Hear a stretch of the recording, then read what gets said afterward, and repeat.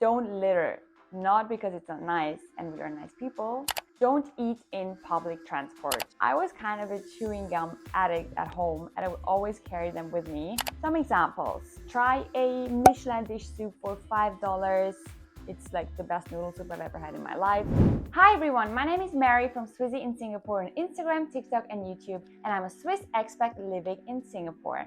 In this video, I'm going to talk about the do's and don'ts about living in Singapore.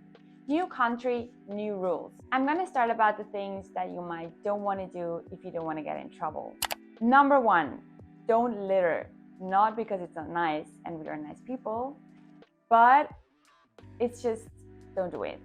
Remember when I talked about the surveillance cameras in my last video? So they are everywhere. And trust me, they're everywhere and they see everything. Even if it's the lid of your Pringles package that you might want to throw away, just don't do it. Put it in a bin.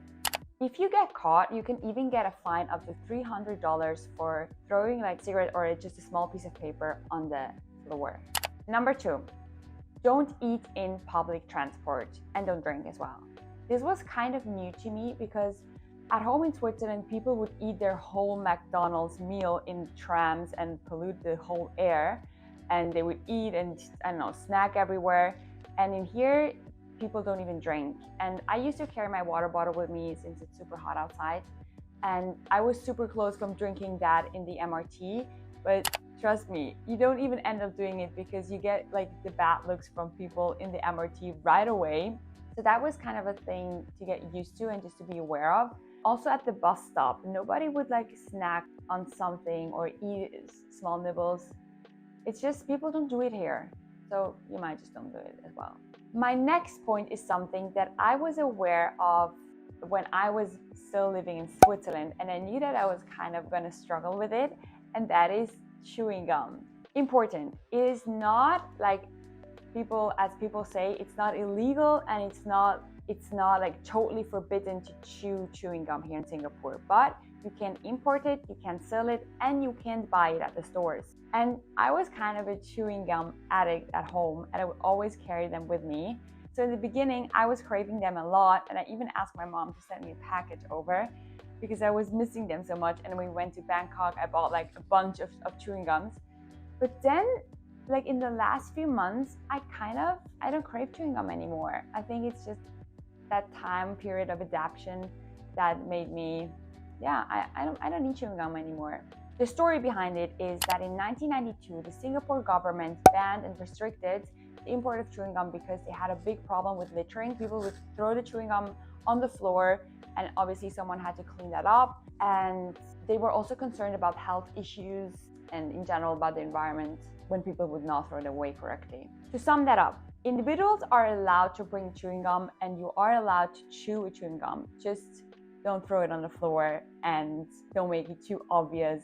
Maybe just don't do it at the airport or, in front of a police officer. That would be kind of a good idea, I think. But it's not that you get in prison for chewing a chewing gum on the street, just to make that clear. I did it as well. Let's talk about the do's in Singapore. Buy tissues from uncles and aunties. What I mean by that is there are elderly people on the street selling small tissues and napkins, and these people are usually, they don't have a stable income or they struggle with health insurance, and so that's basically their job. It's very important to know that they are regulated by the government and they have a certificate number that they are allowed to sell these napkins on the streets. So this is a way for them to make some extra money and support themselves. And well, if you see someone, and you're going to need tissues anyway, because at hawker centers or at the food stalls, you usually don't get any napkins to clean your hands. So you're going to need them eventually. And $1, it's really not a lot and can really make a difference for these people. And they are also called tissue uncles and tissue aunties, which I think is kind of cute. If you buy tissue, give them a smile. It will really make their day. Next point, try new things. What really makes me angry is when people say Singapore is boring, because I'm like, no, you are boring.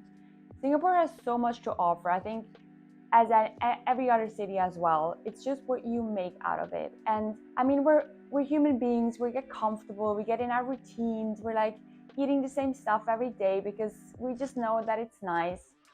We get in our comfort zone, you know. But coming to a new place really makes you explore the new things, and I really want to keep that up and try new things also to show you guys what Singapore has to offer, obviously. So if you ever run out of ideas, check my Instagram because I upload a new reel every day with new ideas to explore and what you can do. So some examples: try a Michelin dish soup for $5. It's like the best noodle soup I've ever had in my life.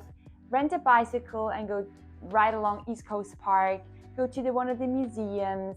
Just order a new and different coffee at Starbucks. It just kind of, I don't know, makes your day a bit more exciting. Or like just go to a new cafe. For example, there is a Friends themed, like the Netflix show Friends, a Friends themed cafe. How cool is that? And try new foods. As I said, as you know by now, I'm such a hawker center fan. And in the beginning, I got so overwhelmed because there are so many stalls and so many options. And then I had a phase where I would always go for the chicken rice because I just knew that it would taste amazing. But there are so many dishes. I mean, and if you don't like a dish, so what? Then you've tried and you know. So try new dishes, try new food. There's so much to explore.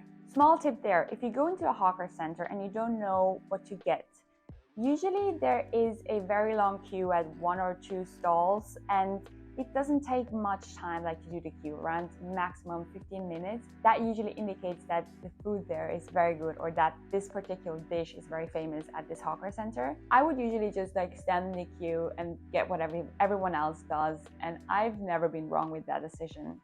My last point, what I want to say is just put a smile on.